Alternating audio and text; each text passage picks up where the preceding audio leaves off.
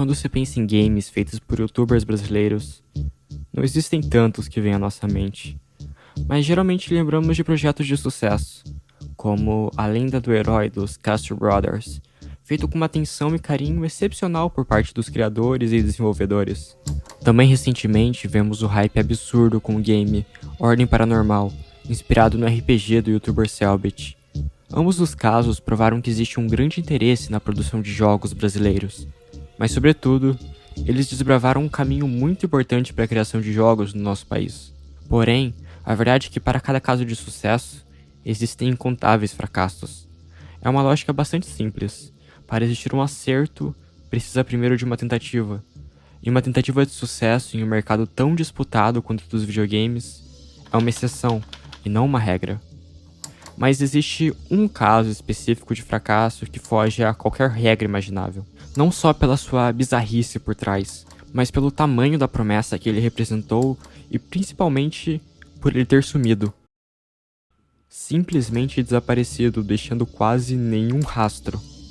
Ninguém mais o menciona em lugar algum, e aparentemente não é como se as pessoas tivessem apenas esquecido, mas é como ninguém mais quisesse lembrar dele. O meu nome é Marcos e eu sou historiador da internet, e esse foi, e ao mesmo tempo não foi, o projeto Apocalipse. Antes de começar o vídeo, duas coisas precisam ficar claras. Primeiro, esse é um tipo diferente de vídeo que eu quero trazer no canal, num formato um pouco mais documental comparado com os outros cartoonizados engraçadinhos, que eu não vou mentir, eu adoro produzir nesse formato, mas alguns assuntos se enquadram melhor em um modelo um pouco mais sério. O segundo ponto é que não é um vídeo de opinião, muito menos de acusação. O intuito principal do vídeo é documentar e discutir algo que aconteceu, e eu espero que isso fique bem claro. 2014. Eram tempos mais simples. Foram incontáveis as horas que eu perdi jogando os lançamentos da época. Watch Dogs, Far Cry 4, The Binding of Isaac Rebirth era o início de uma nova era de consoles, e o universo dos games estava em efervescência. Nesse contexto, começa a ganhar cada vez mais relevância na internet e canais de games. Num tempo que os produtores da Machinima, antiga network do YouTube, dominavam a internet. BRKS Edu, Funk Black Cat, Venom Extreme, Zangado e, se tinha Zangado, também tinha o Content. O Content, atualmente no canal ConTV, possuindo uma relevância considerável na internet, que é bastante impressionante para quem está nela há tanto tempo. Mas para os que conhecem hoje seu canal de opinião, comentando tudo aquilo que é tendência nas redes sociais, muitas vezes não sabem que há 7 anos atrás existia outro Content. Deixa eu explicar. Eram os mesmos bordões, a mesma poluição visual, mas era outra máscara, e o canal tinha outro foco, videogames, mesmo não deixando de dar seus pitacos sobre outros assuntos. E eu me lembro muito bem, um dia assistir um de seus vídeos sobre algum jogo ou lançamento, e após a propaganda com o cachorrinho da G2A, ele mencionar um projeto brasileiro de videogame colossal, que seria o próximo Resident Evil ou The Last of Us, com gráficos de última geração, e o nome desse jogo era Apocalipse. 7 anos depois, pesquisando esse nome no Google, nada. No YouTube também não se acha nada a respeito. Como? Ou existe uma câmera escondida no meu cérebro e minha memória está fazendo algum tipo de pegadinha, ou de alguma forma tudo foi apagado. Era preciso procurar mais a fundo e, pro meu alívio, nenhuma das duas hipóteses eram verdadeiras. O financiamento da campanha do jogo, se eu bem me lembro, acontecia através do Patreon do Content, mas acessando hoje não vemos menção alguma ao Apocalipse. Então, por que não simplesmente voltarmos um pouco no tempo?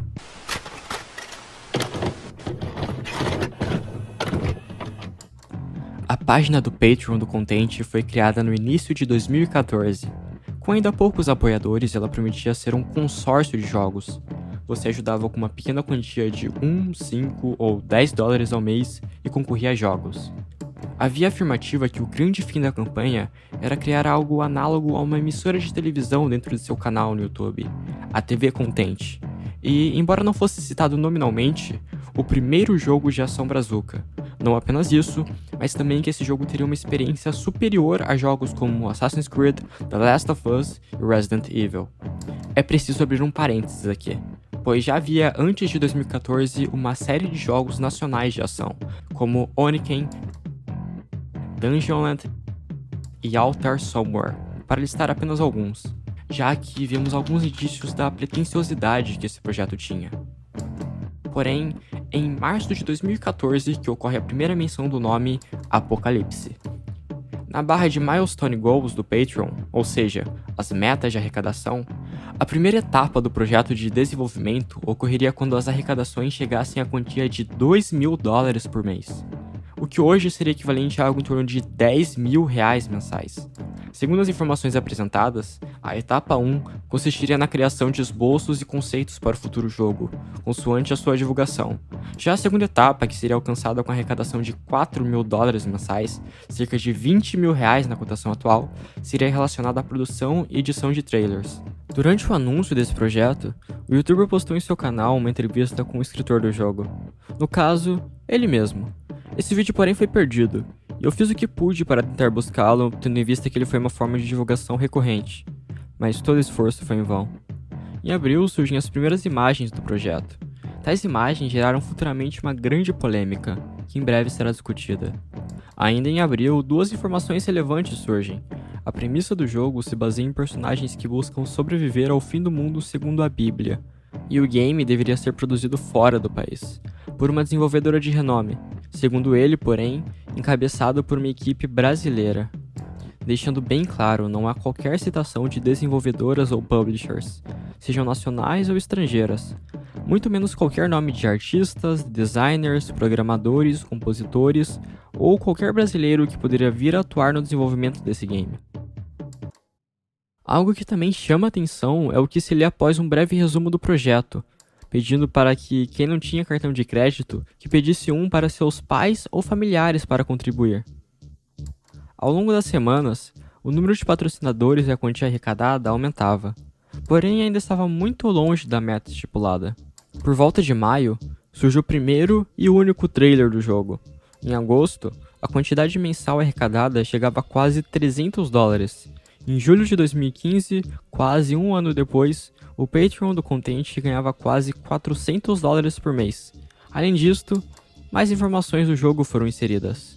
O roteiro do jogo será baseado inteiramente na Bíblia cristã no livro de Apocalipse. Aparece também uma maior especificação dos profissionais contratados para a produção, inclusive o buffet, especificamente com 3 refeições: café da manhã, almoço e jantar para até 50 pessoas.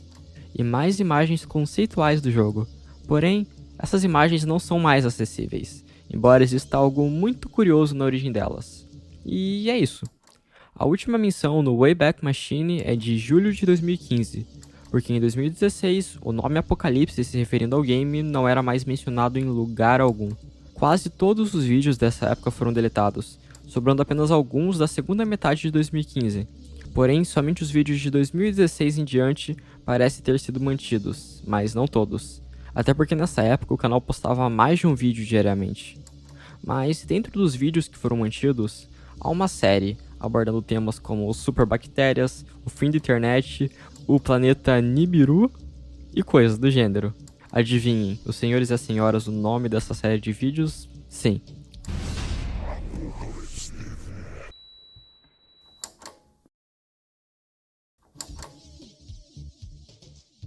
Temos em nossas mãos a breve história de vida de uma proposta inacabada, que do dia pra noite se dispersa pelo ar, como pó, e mesmo morrendo como tal, talvez houvesse algo de concreto no passado, ou talvez não.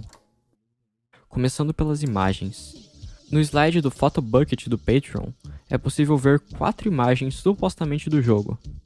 Embora elas atualmente apareçam apenas em miniatura, elas também aparecem no trailer do jogo que futuramente discutiremos. E são referidas como artes conceituais. A primeira imagem, com uma máscara de gás lembrando o formato de caveira, é uma imagem que exaustivamente circula na internet desde 2009. Sua origem é do pôster do filme de 2010, The Crazies, remake do filme com o mesmo nome do ano de 1973, dirigido por um dos maiores gênios do cinema, George Romero. Já a segunda imagem, a capa do jogo, primeiramente, o fundo da imagem é uma arte conceitual feita pelo artista russo de sci-fi Alexei Kondakov, conhecido como Mr. Alex, publicada em agosto de 2011, junto com esta imagem há em seu blog outras artes conceituais baseadas numa Moscou pós-apocalíptica, ou Cidade Secreta, como é o título das obras. Antes de falar sobre o rosto modelado em 3D, gostaria apenas de destacar essa imagem em PNG do que supostamente é um anjo tocando uma trombeta, que foi bem mal recortado, aparecendo o retângulo destacando o PNG. Convenhamos, é apenas um detalhe minúsculo perto da grandiosidade dessa obra superior a The Last of Us. Já sobre o rosto, eu não achei em lugar nenhum utilizando busca reversa, porém a hipótese que o Content ou alguém contratado por ele modelou este rosto seria acreditar em uma exceção absurda à regra, já que todas as imagens que eu pude conferir foram tiradas da internet, não havendo indício de que qualquer permissão tenha sido pedida aos artistas criadores. As duas outras imagens, como vocês podem esperar, são também manipulações feitas há muito tempo antes do projeto Apocalipse existir, feitas por artistas que muito possivelmente sequer souberam que tiveram suas artes vinculadas a este projeto. Eu preciso reiterar novamente, essas imagens eram as artes conceituais do jogo. Para efeito de comparação, aqui estão algumas artes conceituais do The Last of Us de 2013.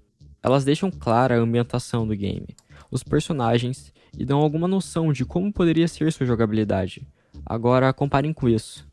Fotos literalmente tiradas do Google, a partir de uma pesquisa Apocalipse Imagens ou Fotos Apocalipse, já que todas elas são associadas a esse nome em sites de wallpapers. Agora, vamos ao primeiro e único trailer do game.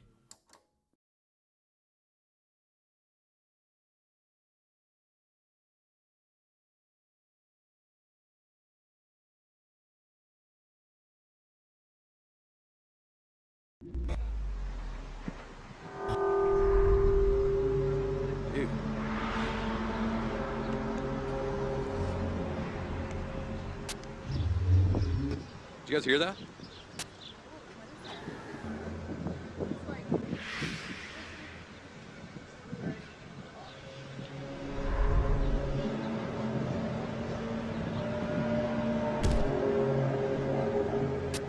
It's weird, I've never heard anything like that.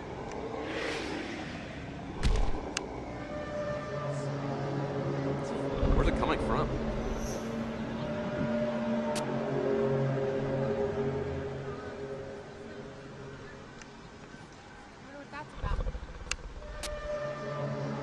Oh, that was a big one.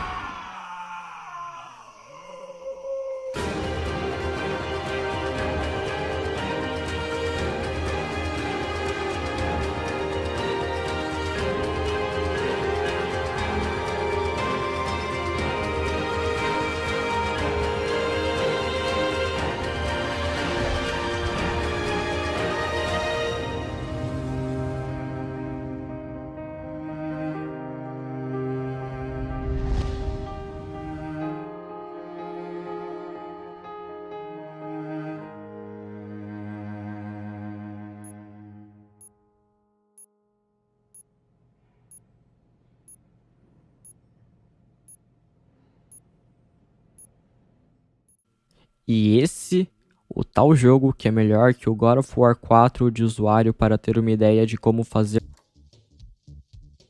A esse ponto, acredito que não surpreenderia a ninguém se eu afirmasse que nenhuma dessas imagens ou vídeos são autorais. Aqui vão apenas dois exemplos. O vídeo mostrando esse campo foi retirado de uma campanha promocional para o software de 3D rendering Lumion. E este céu azul com uma lua foi retirado da intro que apresenta a logo da produtora Mad Studios. E retomando o que foi citado antes, das artes conceituais feitas por diversos artistas que encontramos no Patreon, embora hoje inacessíveis, alguns links de importadores ainda estão ativos, enviando para canais do YouTube, perfis de Facebook e outros sites. E a partir disso fica claro que esses artistas na verdade eram apenas fãs que enviaram suas artes, longe de ser qualquer coisa perto de uma arte conceitual de um videogame. E eu não quero desmerecer o trabalho desses ilustradores, mas veja bem, o público do Content era basicamente composto por adolescentes e pré-adolescentes. Essas artes não foram enviadas por ilustradores profissionais.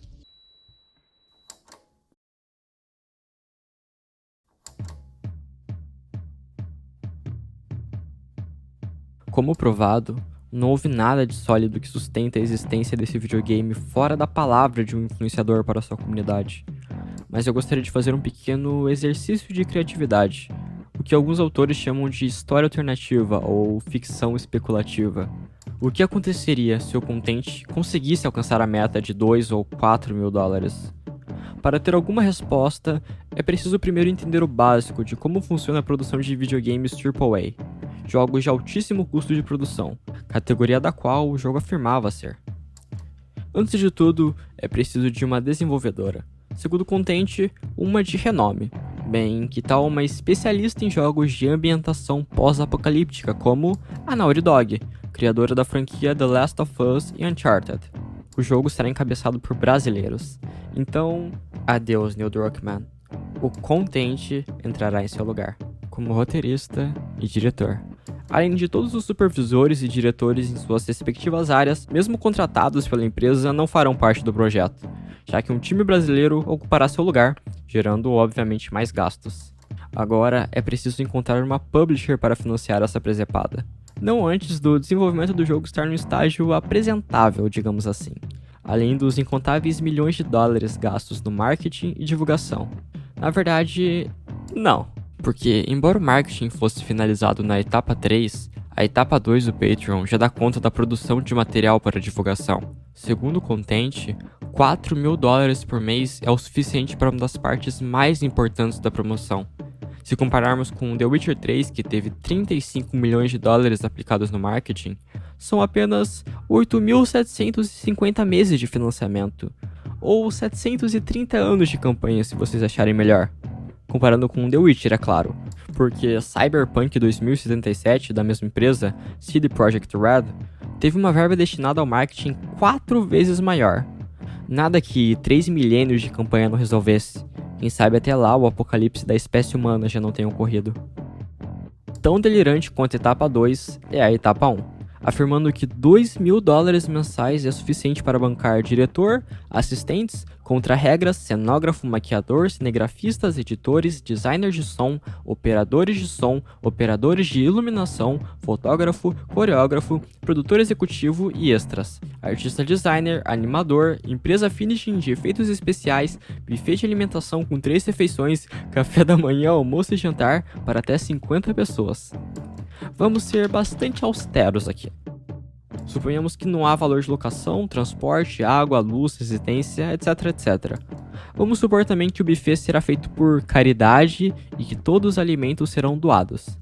Além disso, essa empresa contratada terá apenas um funcionário, tal como os profissionais listados no plural sejam substituídos por apenas um. Dessa forma, o mínimo de envolvidos possíveis são 16 pessoas. 2 mil dólares é equivalente a 125 dólares para cada, ou 625 reais nos valores atuais. Segundo o site Guia de Carreira, um desenvolvedor de jogos ganha em média 8.400 reais por mês, sendo o salário base de um iniciante por volta de 3 mil reais. A conta não fecha. Mas outro ponto que vale tocar é, qual seria a história desse jogo? Conhecemos vários jogos que têm elementos do Apocalipse do Novo Testamento em seu lore, como Darksiders, Dantes Inferno e Painkiller. Mas nenhum deles é baseado inteiramente na Bíblia, porque, bem, eu preciso dar uma breve explicação do livro do Apocalipse, que ao contrário do que muitos pensam, não é exatamente um livro macabro e sinistro. De qualquer forma, eu não sou teólogo, mas eu posso dar uma explicação de um ponto de vista histórico.